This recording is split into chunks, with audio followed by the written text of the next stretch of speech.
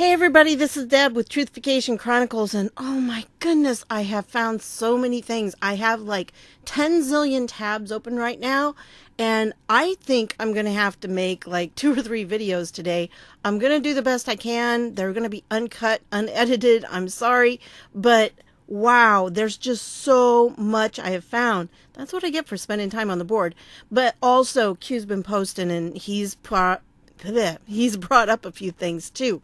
So let's go through the things that I have. Actually, some of these from a day or two ago, but I wanted to share them with you. This was first one right here. Something you need to consider. Think about the timing of this whole Jussie Smollett thing.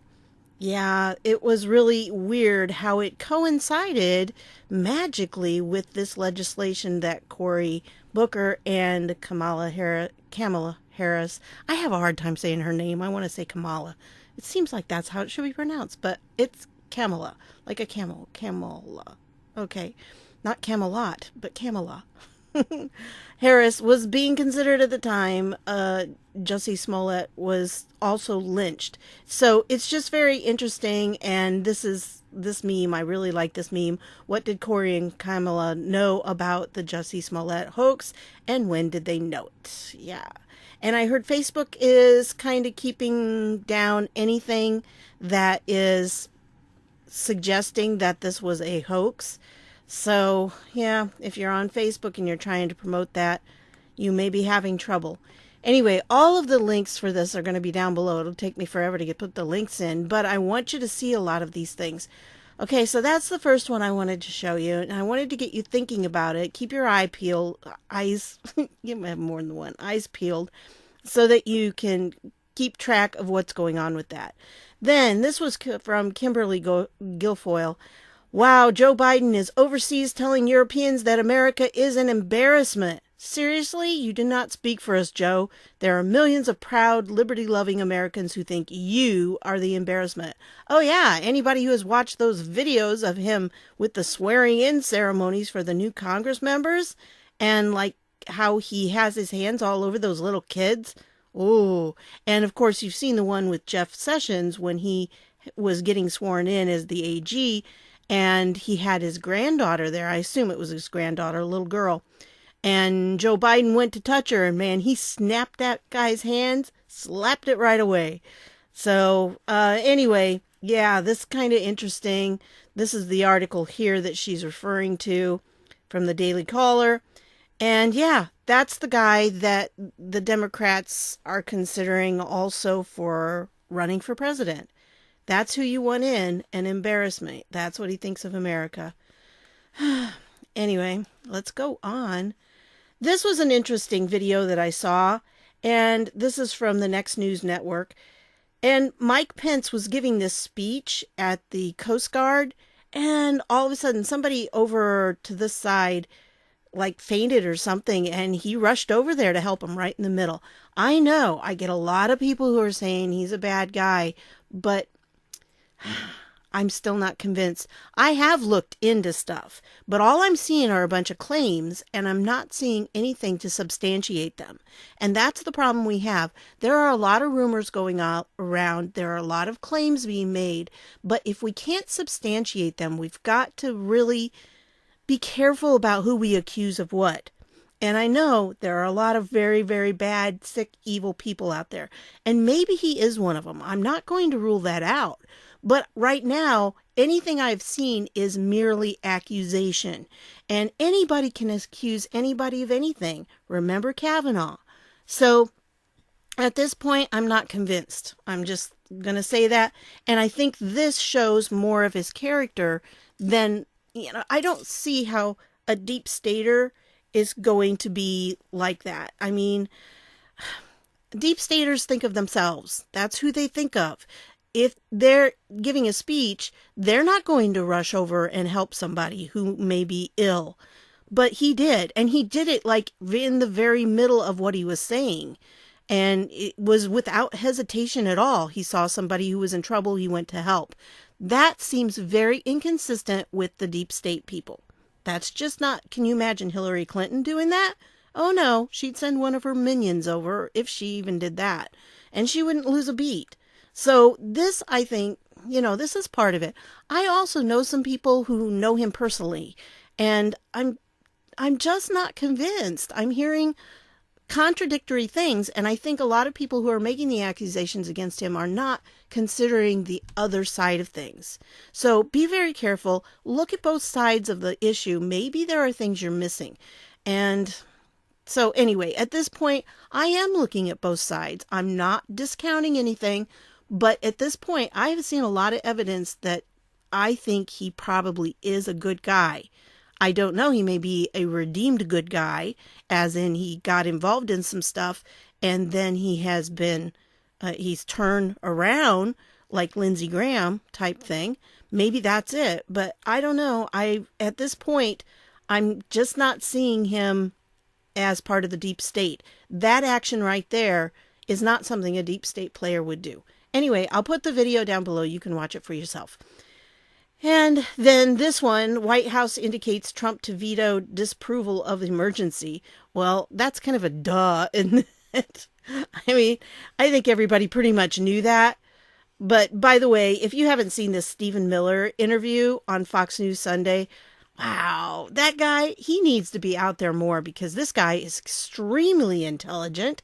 And it would not surprise me at all if he's part of the Q team because he is very intelligent. He knows his facts and figures. When he gets on one of these talk shows and they try to take him down, he annihilates them every single time. But anyway, yeah, so Trump is probably going to veto. I'm not even going to say probably. Trump will veto it. If they come back and they try to say, oh, we disapprove of your declaration of a national emergency, Trump will definitely veto that. Okay, let's go to the next one. Check this one out. This is from the BBC. These are all over the place. I know, but this is like stuff that I've been coming up with. And there was so much of it. And I was like, I don't want to have to decide. I'm just going to tell you all. You can look at the links down below and go to the ones that interest you. And that's what you'll just have to do with this video. Anyway, Swedish minister in racist cake controversy. I mean, you would think a cake is not a big deal, okay? And if you have any tender eyes around, you might want to put this at some other time. It's not bad, but it does show the upper part of that's what the cake is, the upper part of a woman. So just giving you that little hint before I go on. Anyway, Sweden's culture minister is facing calls to step down after she was photographed cutting a cake shaped in the form of a naked black woman. Okay, first of all, let me ask you this. Who eats cakes in the shape of people? Who does that? Okay?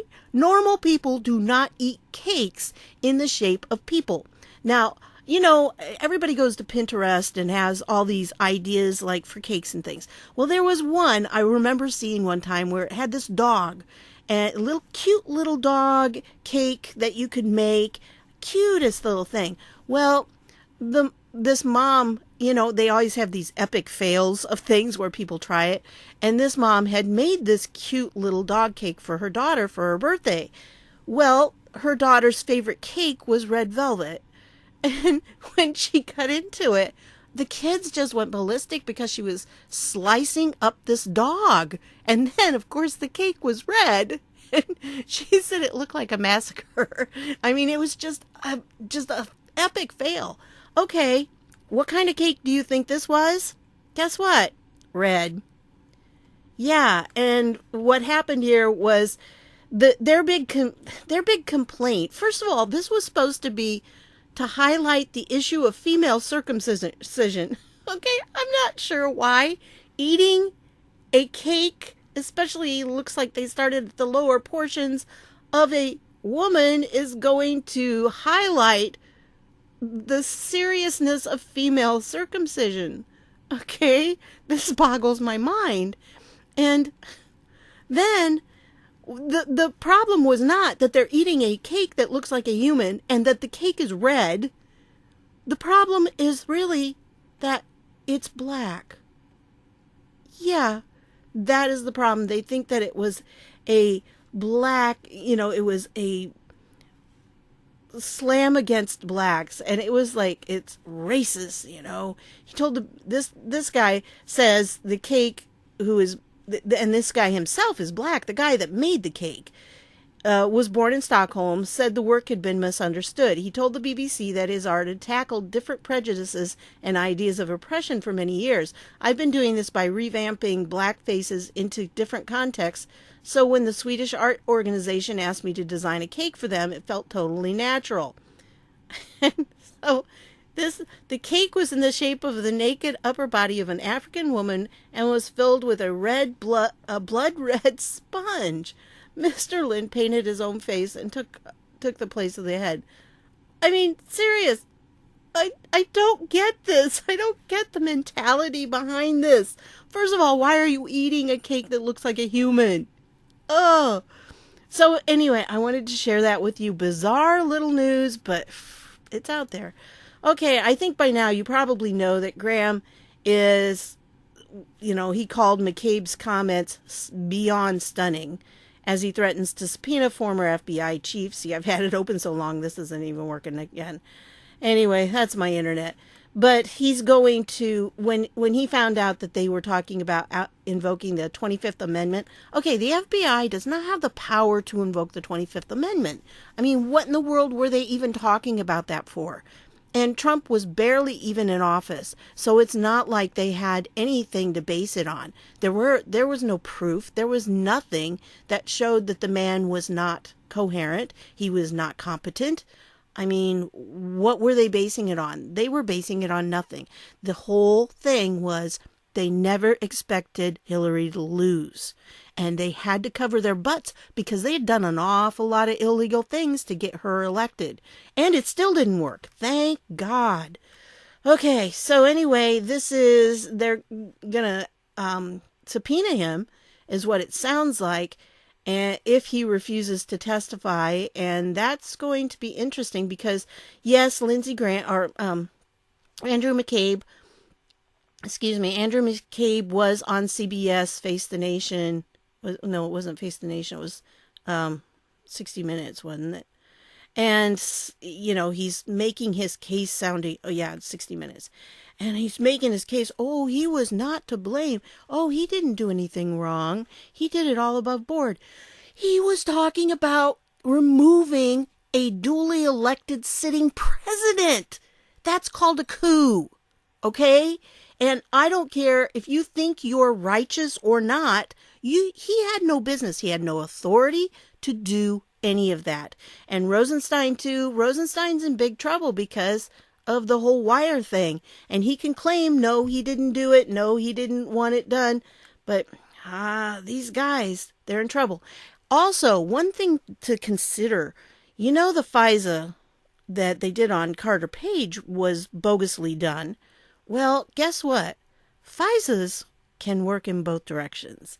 So I tend to think that there's been a FISA on some of these people and that it was a legitimate, legally put in FISA, because this stuff that's coming out now, that would be something that, I think they would be able to surveil him because of that. And if so, then I think maybe these people, everything that they were plotting, it's all out there. But I'm pretty sure about that. Again, I have the Q inside track on that. And he says, yes, it is. But it does seem, this is the thing. It's all coming true. What Q has been saying for all these months, you may not be a believer. I don't care. But it's starting to all come out. And it's exactly what he said months ago. So that one.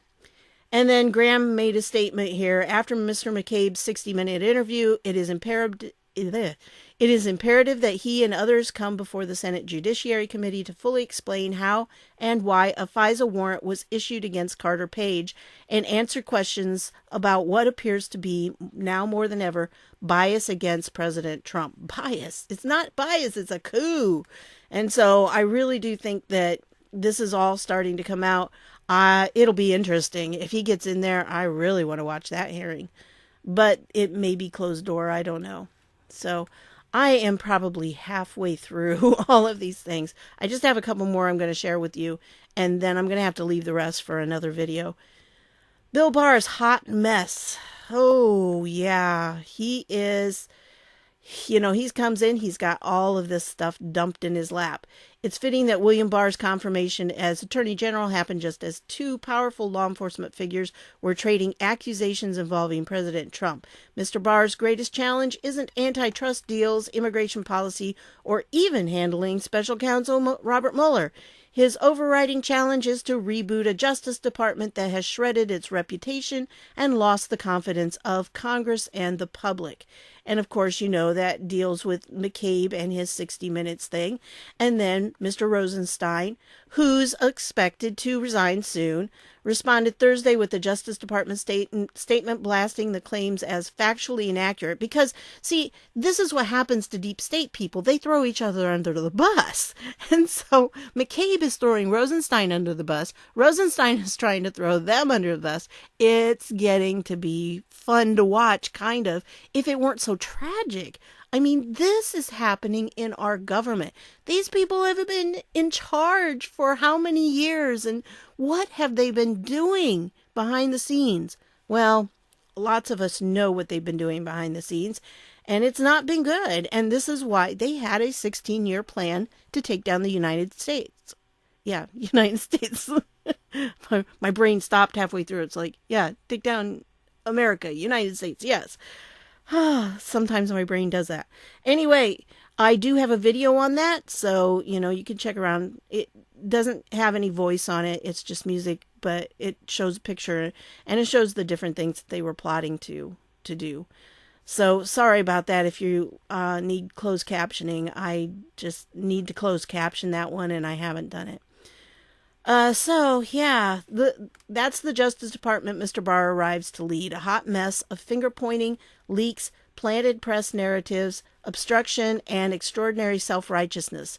Since the FBI presumed to investigate 2 active presidential campaigns, more than 24 justice and FBI officials have been fired, demoted, or resigned. 24. I mean, that's significant. That's never happened before. Yet no one in authority has acknowledged the mistakes that led to this bloodbath, explained how these institutions failed so spectacularly, or offered a plan for ending the dysfunction. Now, I think this next paragraph actually tells you why Jeff Sessions didn't. Because it says, that's Mr. Barr's opening. For the first time in this presidency, the Justice Department will have a leader who is apart from the Russian stink. You see, Jeff Sessions, bless his heart, he did what he was supposed to do. He had a task. He came in. He started restoring the rule of law. But the problem was he still had that slight connection to the possibility that he could be connected to the Russia thing. So they needed somebody who was totally separate from that. And that's Barr's role, that he is separate. He's apart from the Russia stink. Neither accused of collusion nor obsessed with finding it. So I think that's why he had to be in there. You can go ahead and read the rest of this. I'll put it down below, the link for it. It was a good article, and it's WSJ, Wall Street Journal. So this was an interesting one that I found, and this is kind of small. Let me see if I can bump it up a little. This is a former CIA agent or officer exposes Clinton charity fraud as biggest scandal in U.S. history. So make no mistake, the Clinton Foundation is part of all this. In fact, it's a huge part of all this. So this guy here, his name's Kevin Shipp, and he is a whistleblower, former CIA officer. And he says the reason for all the crime and treason at the FBI and DOJ all boils down to one thing: the Clintons' so-called charity. So he believes that it really was everything, and that Hillary Clinton was running and is running a global financial criminal syndicate, a mafia. She was using these secret servers to conduct Clinton financial money laundering business. And I think most of us knew that's why she, deleted everything. So I'm going to put that down below. It's very interesting read to see what he has to say. And he's a whistleblower. So it's going to be interesting. A lot of this has to wait until it comes out in court. And this one, we know this is being investigated. We know it's part of it. So, on this one here, it talks about him possibly, I think it's the very last paragraph. I forgot about this. Mr. Barr may be tempted to fob all this off on the investigations by the U.S. Attorney for Utah, John Huber, or the Justice Department Inspector General. But Mr. Huber appears, that's the key word here, appears to have done little by way of investigation. That's because it's not being leaked. They don't have any leakers. And when you don't have leakers, you actually do the investigation and people don't know about it. The Inspector General's report, that would be Horowitz, could still be a long way out. I don't think it is. I think it's going to be soon. And in any event, these questions merit answers from the nation's top legal officer. And so Mr. Barr needs this job like he needs a hole in the head. He's kind of like Trump in this respect. You know, Trump did not need to do this. He had a very good life. He had plenty of money. He did not need to step into the presidency. And for those who know, he doesn't receive a salary. I mean, I think they force him to have $1, and everything else he donates to some charity. So he does not receive a salary, and because of his business interests, he had to divest himself of a lot of things, and so he really is losing money being president. And so you got to take that into consideration when people are talking about motives. He's not in this for the money. He's not making money. And so you've got to wonder what his motives would be. Well, it seems very obvious to me that his motive is he wants the United States to regain its former glory and to be back where it needs to be and to get rid of all this corruption. And that really is his main goal. You see it in his heart if you're really looking. And for those who don't see it, I don't think you're looking. I think you've got it all made up in your mind who he is, and you're just not seeing the real man. So, but if he spends the next years rebuilding trust in federal law enforcement, he'll have performed an immense public service. And yes, that is what needs to be done. Okay, anyway, back to this. I'm not going to read through all this, but this is what Kevin Shipp, the whistleblower, has to say. And so I'll let you read it. I think it's probably pretty accurate. All right, this is the last one I'm going to do today, and this is from Breitbart. Cartel ambushes Mexican soldiers near Texas border. Now, if the border is so safe, how come this happened? Now, granted, this was on the Mexican side. It's not in the United States, but you can't tell me that if the cartel is going to be ambushing these Mexican soldiers, that some of that is not going to spill over into the United States if we didn't have borders. So I think we need to take that into consideration. You know, there are a lot of people on the left, and of course the media is really pushing against this national emergency, how awful it is, and it's a manufactured crisis. Well, if you read this article, it doesn't sound like a manufactured crisis to me. It sounds like, yeah, there are some cartel guys that are very bad that are attacking Mexican law enforcement. And if they're going to try to take them out, and it's near the Texas border. So yes, there is a danger down there, and anybody who says it's manufactured is out of their minds. They have no clue. So that's what I wanted to share with you again. I think it was a good article. You can read through it. It's not very long. It's pretty short. And those are several different things that I wanted to share with you just because there is so much going on right now. I mean, it's like we've been thrust into warp speed. And then Q dropped, 30-some messages yesterday? I think he had 30 posts on Sunday. So it's just, I keep trying to do things and then all of a sudden, it's another Q post. Another one. So, it's good. We're learning a lot of stuff. And his last few posts, if you haven't read them, they're really kind of jaw-dropping, eye-opening. Need to see them. But anyway, I wanted to share all this with you, and I will probably have another video. I don't know that it'll get uploaded before midnight tonight because I have my writers group tonight, but probably it'll upload tomorrow morning. So, so much winning, so much going on. And I think we're going to see more and more about it. I do think we need to take into consideration the seriousness of what's happening. And when we have, when we've got somebody like McCabe, who was the second in charge, of the FBI, and then when Comey was removed, he became the acting director of the FBI. It is beyond stunning that they would talk about a sitting president like that, and that they would make plans, that they would even discuss removing him for any reason. I mean, that's just not what they're supposed to be doing. These people are supposed to be law enforcement. That's not law enforcement. That's undermining our country. So, so much. And I think it's going to intensify, because we're going to see more and more of this come out.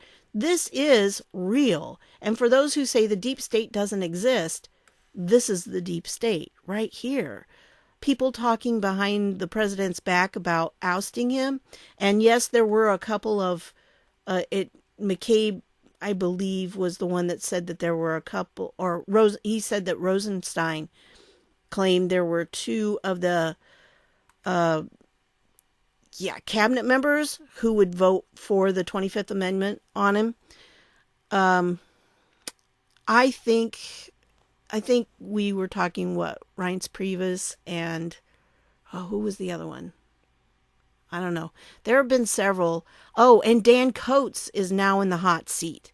Okay. And that makes me a little sad, because he's from Indiana. And I used to think he was a good guy. But I tell you what, since he was put in as the director of national security, or national intelligence, I guess that's what he is, DNI. Oh, he's not been doing any favors to the Trump team. He may be behind why we haven't seen the FISA declassified, because I know he was against it. I also know that he was not at all standing with Trump in Russia when he had the meeting with Putin in Helsinki, that he was kind of opposing him there. So I've seen some things from Dan Coates that I've been very disgruntled with, let's put it that way. And I think that he is not necessarily a white hat at this stage. I am concerned, and I'm not sure. I looked to see if he was actually out at this point, and I haven't seen that, but I think he may be on his way out, because there's some things that are coming out about him, and I'll probably have more of that in the next video. So that's what I've got. If you want to, please click that subscribe button down below. It would really help me out, because I've got a birthday coming up in about 53, 52 days, and in the middle of April, and I really would like to hit 60,000 subscribers. And YouTube has been messing around with my statistics. I know they have, because it's really bizarre. I mean, I had one video where I had several likes, thumbs up, and I had no views. 0 views. So it's kind of like, okay, I know you guys, and I do it with people that I follow. As soon as I get there, I click the like. That's possible, but usually people start the video, and so there should be some views, I would think. But anyway, I don't know. It's straightening out somewhat, but I still think my views are probably lower than what they really are. And the statistics just seem to be odd all of a sudden. And for several days, I didn't even get updated statistics for like 3 days. And then it updated, and then it skipped a day, and then it updated. It's just been really odd. So something's going on. It's not fun. And I'm hanging in there, but it's just, I would do these anyway, even if I don't get anything from it. But the ad revenue does really help, because when I'm doing this, I can't do anything else. I mean, it takes pretty much all day to do the research and make the video and upload it and everything. So it makes it hard to earn money doing something else. Anyway, and I'm not asking for money, folks. I'm really not. If you want to, I've got a Patreon, and you can send PayPal. Those are great, and I appreciate the people who have. But I'm doing okay, and I just wanted to let you know. I don't know what the statistics are, but I actually lost like 80 people the other day on Saturday. I was watching the numbers, and it had me over 27,000, and then all of a sudden it had me under 27,000 again. And it was like 80 people different. And it's like, no, I did not just lose 80 people. Come on. So I don't know what's going on. It's weird. It's crazy. life as a conservative YouTuber, right? Anyway, I want to thank you for stopping by, guys, and hopefully another video tonight or maybe tomorrow morning. I'll see you all later.